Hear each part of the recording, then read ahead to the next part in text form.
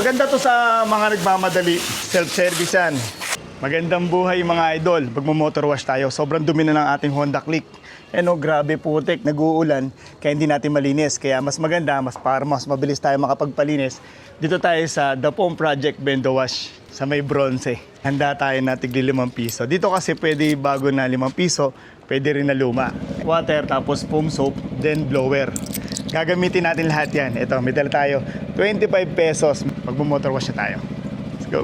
Self-service to. 1 piso, hulog natin. Tapos ito, idol, na-adjust to. Tingnan natin. Ayan o. Pang malakasan na yan o. Basahin muna natin siya para pag kinuskus natin, di magasgasan yung motor natin. Tanggal putik yan, idol. Magsasabon naman tayo. Kanina ginamit natin 5 pisong luma. Yan naman 5 pisong bago. Self-service yan. Yung gusto mong linis, ikaw nagagawa nun, idol. Magsabon na tayo. Di na tayo magkakalat sa bahay kasi yan, dito na okay na, sapat na to. Grabe kasi kanina putik na ito, idol. Linis-linis lang pag may time. Dito na kasi sa bahay, magkakalat pa tayo. Magsasabon din tayo. Tubig natin. At least dito sa Foam Project, di na tayo mamumblema sa tubig, sa sabon. Kasi kumpleto naman sila. Tapos idol, pag ginagamit nyo to, ilababalik nyo rin to para hindi nasisira yung ano nila, itong hose nila. Kasi syempre, hindi naman nila nababantayan to kung sino-sino gumagamit. Sa mga gumagamit ng motor wash tulad nito, sa mga hose, sana maging maingat din sila para yung iba naman makagamit din, hindi agad masira. Maganda to sa mga nagmamadali, lalo na pag kagaling ka sa putik.